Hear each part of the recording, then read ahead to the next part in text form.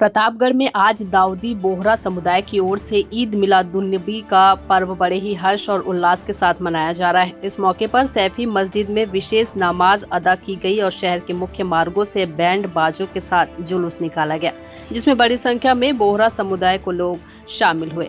इस दौरान लोगों ने एक दूसरे को ईद की बधाई दी। दाऊदी बोहरा समुदाय की ओर से ईद मिलादुन्नबी के मौके पर सैफी मस्जिद में विशेष नमाज अदा की गई। यहाँ पर समाज के आमिल अदनान ने धर्मगुरु का संदेश सुनाया। इसके पश्चात शुरू हुआ जुलूस शहर के मुख्य मार्गों से शुरू होते हुए काका जी दरगाह पर पहुंचा। जुलूस का मार्ग में जगह जगह स्वागत भी किया गया।